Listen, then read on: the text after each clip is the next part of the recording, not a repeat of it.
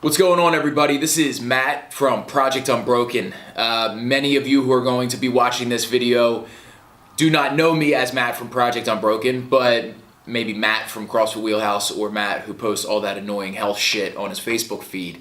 But today I wanted to make a video explaining a little bit about Project Unbroken and what it is.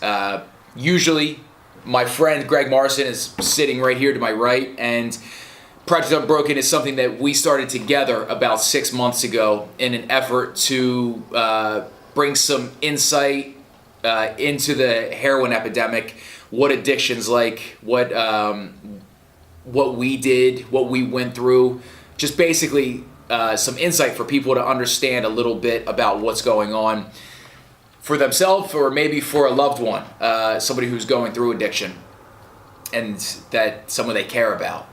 And we did this because when we were going through our addiction and we were trying to quit and we were trying to figure our way out of the mess we got ourselves into, there was really nothing out there at all to help us. And we kind of fumbled through it, and somehow along the way, we ended up coming out relatively unscathed on the other side.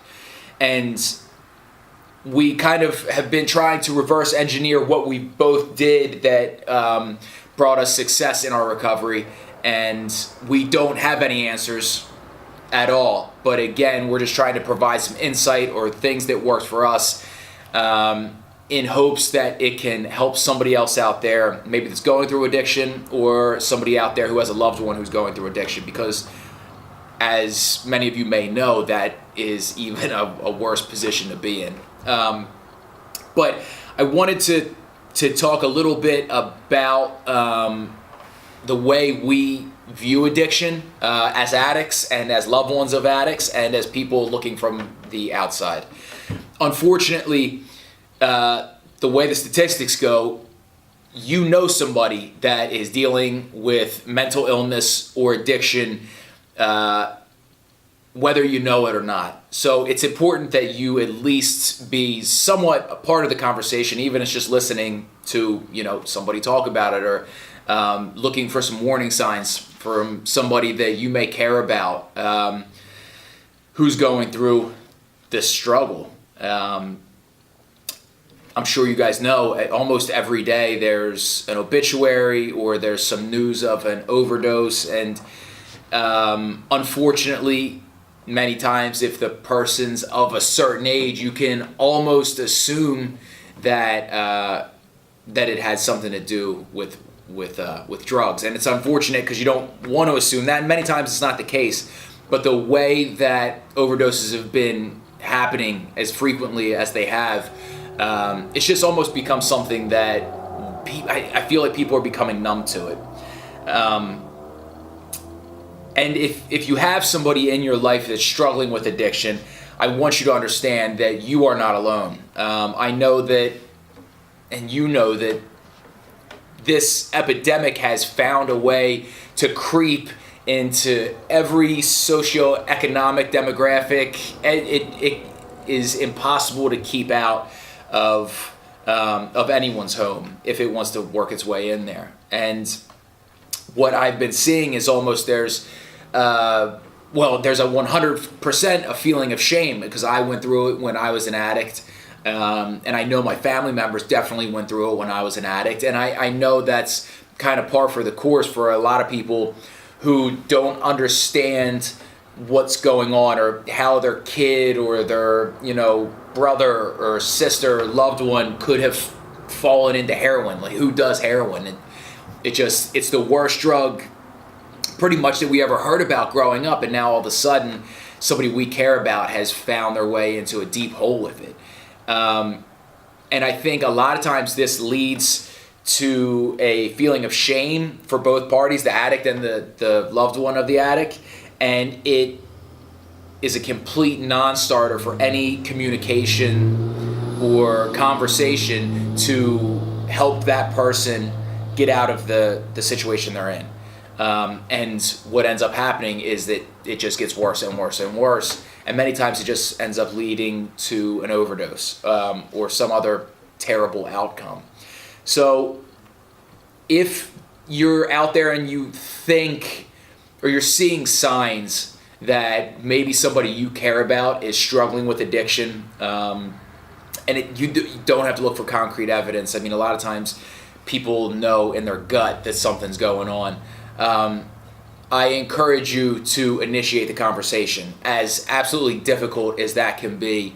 A lot of times the person, the addict who's in trouble or in a bad place with the drug, they don't want to be there. And I think any help would be very welcomed. I know that was the case for me.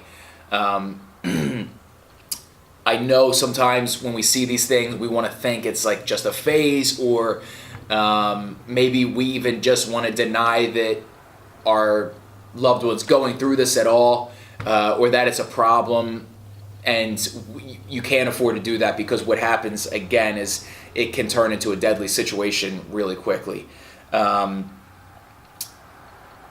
Everybody knows somebody that's going through this. So please don't feel ashamed if you are going through it. Don't feel ashamed if your child's going through it. Don't be ashamed if anyone you care about's going through it.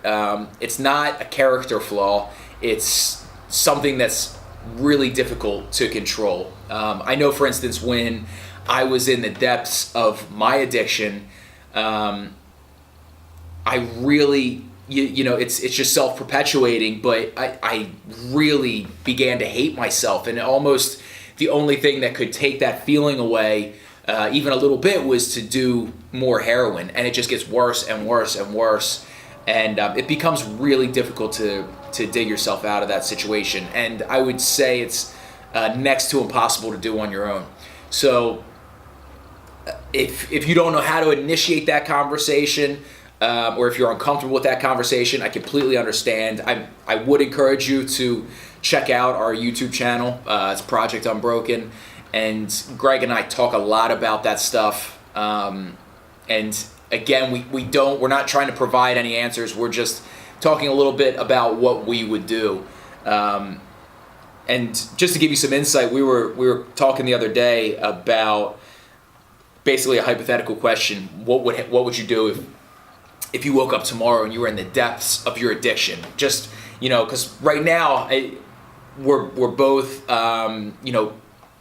fairly happy people. We're married with children. We own businesses. We get to really do the things that we enjoy on a day-to-day basis, because we've been living in a way that's in accordance with our success. But if I woke up tomorrow and I was just in my addiction, what would I do? And I told Greg, I think I would just, call my wife or call my family and be like, hey, I got myself into this predicament.